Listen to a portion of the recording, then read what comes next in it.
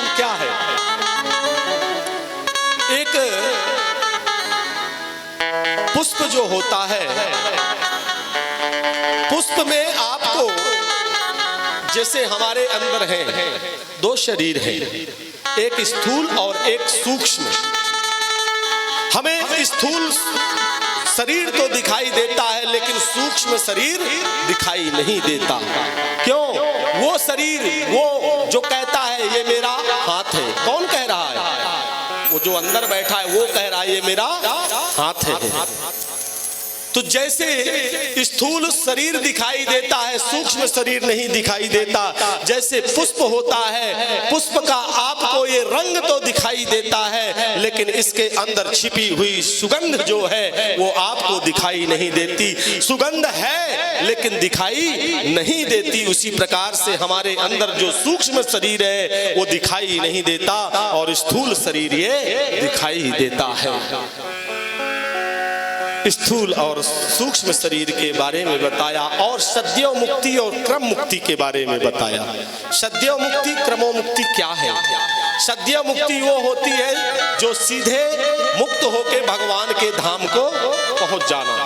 अक्रम मुक्ति धीरे धीरे, जैसे यात्रा हमें यहाँ से मुंबई की करना है तो एक यात्रा हमने की, यहाँ से गए और रायपुर से या बिलासपुर से ट्रेन में बैठे हैं, या कि यहाँ से यात्रा की तो हम पहले पहुंचे बिलासपुर, बिलासपुर से ट्रेन पकड़े तो फिर वो ट्रेन रुकती सीधा नहीं पहुंच जाती है।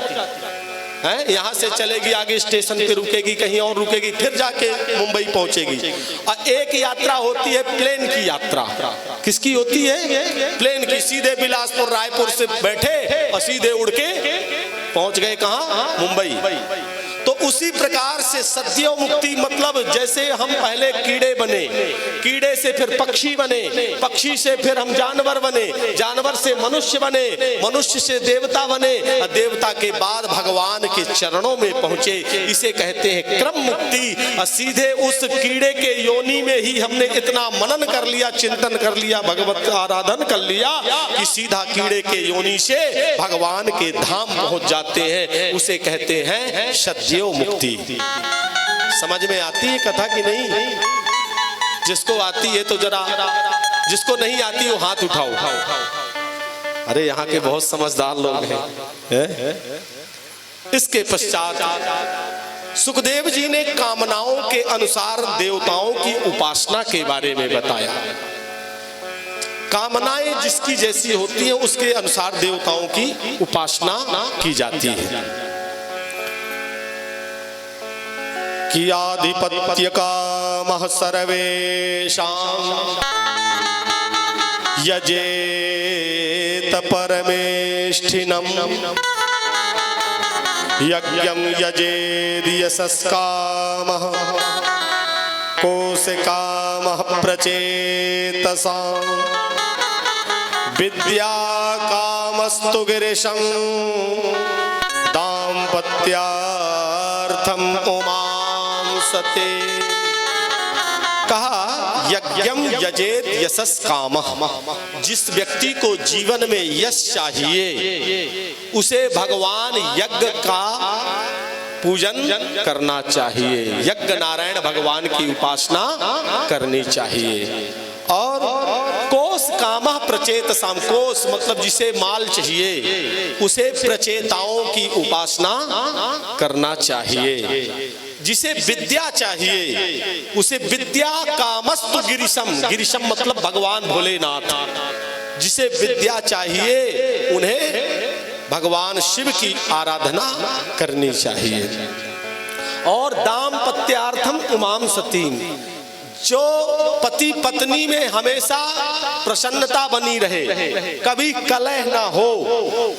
जिसके घर में पति पत्नी कलह करते हो तो कल से माता उमा की मतलब पार्वती की उपासना प्रारंभ कर देना, तो आपका हमेशा हमेशा का वो कलह समाप्त हो जाएगा।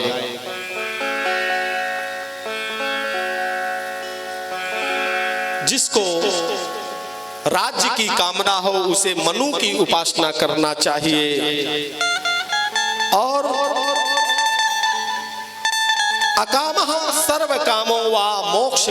उदारधि, जिसे सकाम और निष्काम, मतलब सकाम मतलब समझते हो, सकाम मतलब होती कामना, जैसे मतलब चाह, और निष्काम मतलब होता है हमें कुछ नहीं चाहिए। भक्ति दो प्रकार से होती है, एक होती है कि कुछ मिल जाए, और एक होती है स्वार्थ की भक्ति, और एक होती है निस्वार्थ भक्ति। जैसे ये आयोजन हो रहा है, ये निस्वार्थ हो रहा है, ये कोई स्वार्थ से नहीं, ये निस्वार्थ हो रहा है। और जब निस्वार्थ से कोई कार्य किया जाता है तो स्वार्थ का कार्य सिद्ध करने में भगवान एक बार टाइम लगा सकते हैं, लेकिन जब निस्वार्थ कोई काम करता है व्यक्ति तो भगवान उस काम को पहले पूर्ण कर देते हैं जो निस्वार्थ किया जाता है। क्योंकि जिसे स्वार्थ ही नहीं है कोई, तो भगवान सोचता है चलो कुछ मांग नहीं रहा, बहुत अच्छी बात। तो आज कामनाओं, जिसे तीव्रेण भक्ति योगेना, जिसे जल्दी से मिल जाए भगवान की भक्ति, जिसे भगवान की भक्ति चाहिए उसे क्या करना चाहिए? यजेत पुरुषम परम, परम पुरुष की उपासना करनी चाहिए, भगवान नारायण की उपासना करनी चाहिए। सृष्टि विषय प्रश्न किए हैं और अब सुखदेव जी यहाँ परीक्षित जी के लिए सुंदर कथा श्रवण कराने जा रहे हैं। तो आज सुखदेव जी ने किशोरी राधा रानी का दिव्य स्तुति की है, राधा रानी की किशोरी जी की स्तुति की है कि नमः परस्मै पुरुषाय भूयसे सदोद्भवस्थात निरोध लीलया गृहीत सक्ते त्रितयाय देहिनाम अंतर्भवान्मान अनुलक्ष्य वर्तमने। आज किशोरी जी की उपासना की है, किशोरी जी की अर्चना की है। राधे तेरे चरणों की रज धूल मिल जाए। राधा नाम का जो सहारा है, जिसके जीवन में राधा नाम का सहारा मिल जाता है, जिसके जीवन में किशोरी जी आ जाती है, तो गाते हैं ना कि राधे राधे रटो चले आएंगे बिहारी। तो अगर आप राधा रानी के चरणों को पकड़ लोगे ना, राधा कहोगे, तो अपने आप बिहारी जी दौड़े चले आएंगे। जैसे गेहूं के साथ में भूस अपने आप चला आता है ना, ऐसे ही जब किशोरी जी का नाम लोगे ना, जितना कृष्ण प्रसन्न अपना नाम गाने से नहीं खुश होते, उससे ज्यादा जब किशोरी जी का कोई नाम लेता है, जैसे ये जीव आज का, अगर कोई आपकी प्रशंसा करे तो आप कम खुश होंगे, आपकी पत्नी की करे तो आप ज्यादा खुश हो जाओगे।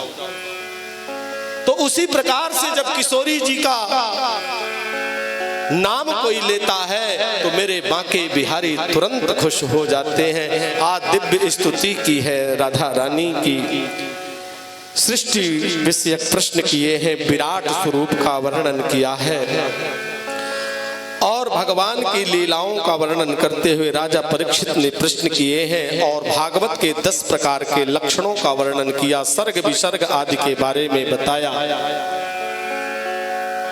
और उद्धव जी की भेंट विदुर जी से होती है। क्यों? क्योंकि जिस समय भगवान के अंतिम समय पर कौन था साथ? उद्धव जी साथ में थे।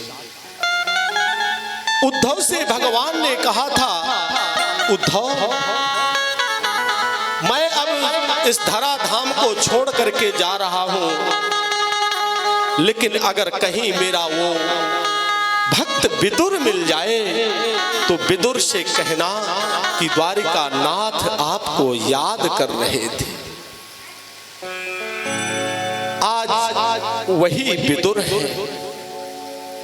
अगर भगवान कोई रिश्ता संबंध निभाता है मेरे भाइयों, तो वो निभाता है केवल प्रेम का संबंध, प्रेम का रिश्ता।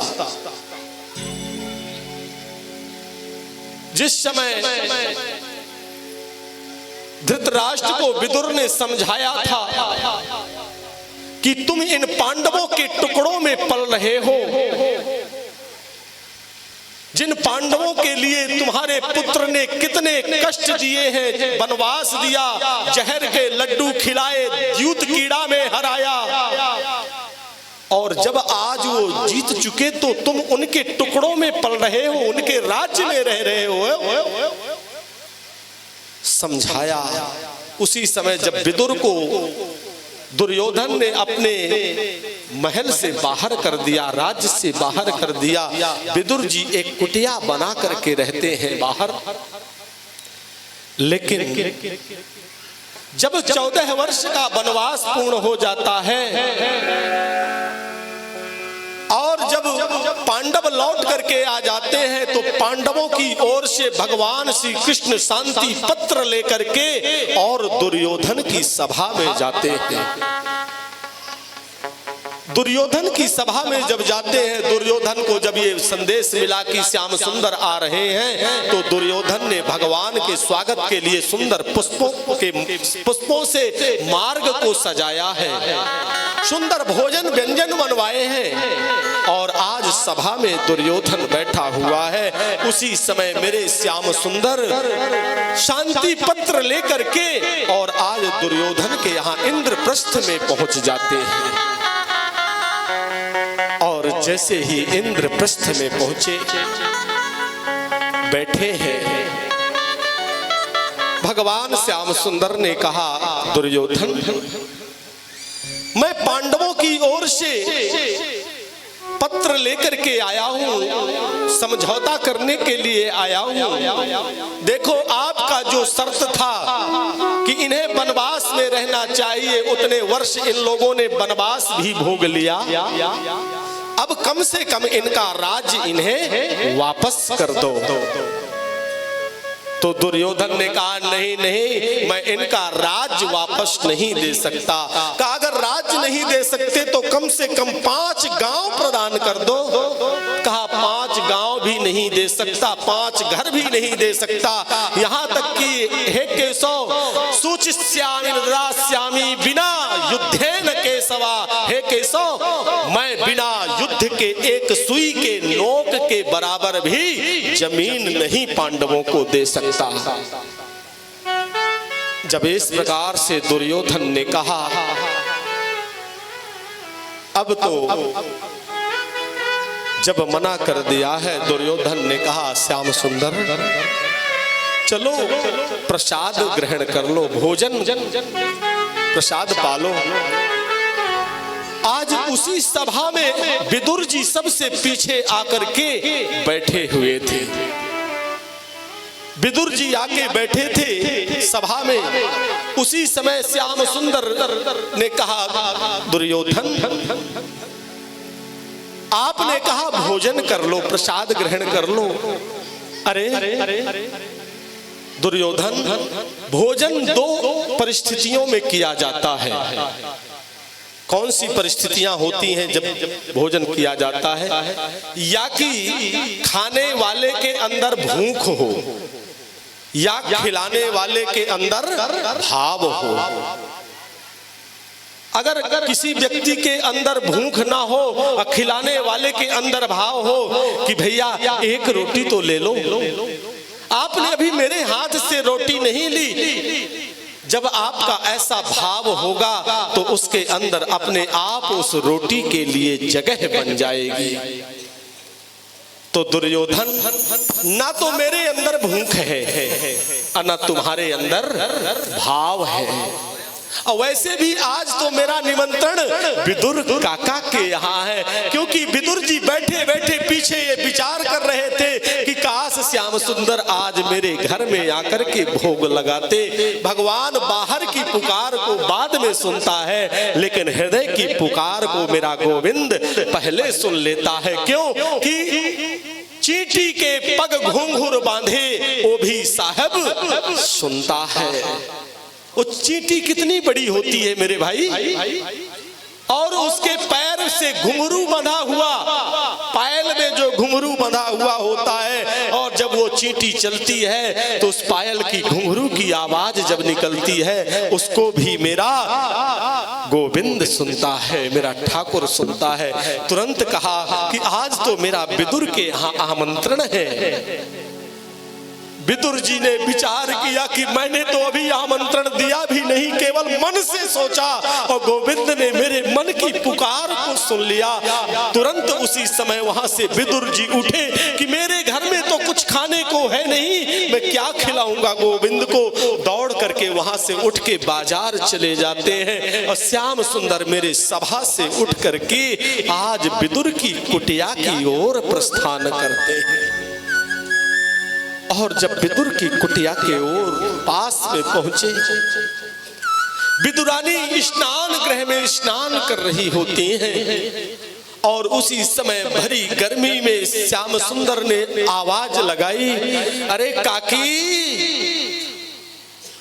लेकिन विदुरानी ने सोचा ये तो किसी और को कोई पुकार रहा होगा, लेकिन दोबारा से आवाज लगाई, अरे काकी। विदुरानी ने कान लगा करके सुनी, अरे ये तो आवाज मेरे कन्हैया की है, मेरे श्याम सुंदर की है। दरवाजे पर कन्हैया मेरा खड़ा है। आज वो विदुरानी अपने ऊपर के वस्त्रों को, उपवस्त्रों को बिना धारण किए हुए ही और दौड़ करके जाती है और अपनी कुटिया के दरवाजा को खोल देती है। मेरे गोविंद ने देखा कि अरे विदुरानी उपवस्त्र नहीं धारण किए। तुरंत गोविंद ने अपना पीतांबर निकाला है और विदुरानी के ऊपर डाल दिया है। विदुरानी हाथ पकड़ करके गोविंद को अपनी कुटिया में लेकर के आती है और जब कुटिया में अंदर लेकर के आती है, एक आसन उठा लेती है, पटा पीढ़ा उठा लेती है, उठा करके अपनी इस कुटिया में एक कोने में लेकर के जाती है। कहती है कन्हैया यहाँ बैठ जाओ। और कन्हैया जैसे बैठने लगते, कहा नहीं नहीं कन्हैया ये जगह ठीक नहीं है, दूसरी जगह बैठ जाओ। दूसरे कोने में ले जाती है। चारों तरफ कन्हैया को अपनी कुटिया में घुमा दिया और अंतिम में बीच आंगन में उल्टा पीढ़ा डाल करके और कहा कन्हैया बैठ जाओ। आज विदुरानी इतने भावुक है कि आज वो विदुरानी को ये पता नहीं है कि मैं उल्टा पीढ़ा डाल करके बैठाई हूं या सीधा। विदुरानी कहा कन्हैया बैठ जाओ। कैसे है कन्हैया, तुझे आज आखिर याद आ ही गई अपने इस विदुरानी की। मैं तो सोच रही थी कि कन्हैया मेरा मुझे भूल गया होगा। और बता कन्हैया कैसो है तू। कन्हैया ने कहा काकी अरे बस तुम यही पूछती ही रहोगी कि कुछ खाने पीने को भी दोगी, क्योंकि मैं बहुत जोरों से मुझे भूख लगी है, कुछ खिलाओ तो सही। अरे कन्हैया तुझको भूख लगी है, रुक अभी मैं कदली के वन में जाती हूँ और ताजे ताजे तुझे कदली के फल लेकर के आती। आज वो विदुरानी गई है और ताजे फल कदली के वन में जाकर लेकर आती है और बैठ कर जाती है आंगन में कन्हैया के लिए। आज उस केले को छील छील करके गिरी गिरी को तो बाहर फेंकती जाती है, लेकिन उसका जो छिलका है वो मेरे गोविंद के मुख में देती जाती है। मेरा कन्हैया श्याम सुंदर उस केले के छिलकों को ग्रहण कर रहे हैं। आज ग्रहण करते करते खाते जाते हैं, लेकिन कहते हैं उसी समय विदुर जी बाजार से मिठाइयां लेकर के पहुंच जाते हैं। और जैसे ही विदुर जी पहुंचे हैं, विदुर ने देखा, जाकर के विदुरानी का हाथ पकड़ा। अरे विदुरानी ये तू गोविंद को, कृष्ण को क्या खिला रही है। विदुरानी ने कहा मैं गोविंद को केले के कदली के फल खिला रही हूं। अरे देख तो सही, तू ये गोविंद को छिलके खिला रही है, गिरी को तो दूर फेंकते जा रही है। आज वो विदुरानी कहती है, कन्हैया मैं तो तेरे प्रेम में बावरी हो गई थी, पागल हो गई थी। मुझे तो पता नहीं था कि मैं तुझे ये गिरी खिला रही हूँ या छिलके खिला रही हूँ। कम से कम तू ही मुझे बता देता कि मुझे काकी ये छिलकों को मत खिलाओ, मुझे गिरी को खिलाओ। मेरे कन्हैया ने कहा, काकी सच पूछ तो मुझे खुद ही पता नहीं था कि मैं ये गिरी को खा रहा था या छिलके को खा रहा था, ये मुझे खुद ही पता नहीं था। कन्हैया ने जब इस प्रकार से कहा, विदुर ने कहा, श्याम सुंदर तुमने बहुत छिलके खाए हैं, अब देखो मैं तुम्हारे लिए कितनी सुंदर मिठाइयां लेकर के आया हूं, जरा इसको खा के तो देखो। कहते हैं आज मेरे श्याम सुंदर ने जैसे स्पर्श किया, काका ने कहा, कन्हैया कैसी लगी तुझे मिठाई? कन्हैया ने कहा, काका सच पूछ तो जो काकी के इन छिलकों में स्वाद था वो स्वाद तेरी इन मिठाइयों में नहीं। भगवान ने कहा, काका ना तो मैंने तेरी इन मिठाइयों को खाया, ना मैंने काकी के छिलकों को खाया, मैंने जो कुछ भी खाया है वो केवल और केवल विदुरानी का भाव को खाया है, मैंने भाव को ग्रहण किया है। और काका आज ही मैंने पेट भर के भोजन किया है। रामा अवतार में सबरी ने मुझे पेट भर के भोजन कराया था या कि कृष्ण अवतार में विदुरानी काकी ने मुझे भोजन कराया है। आज कन्हैया कहते हैं कि भाव का भूखा हूं मैं और भाव ही के सार है, और भाव से जो भजता मुझे तो भव से बेड़ा पार है। जिस भावना में भावना हो वो भावना बेकार है, और जिस भावना में भाव हो तो भव से बेड़ा पार है। वही विदुर के लिए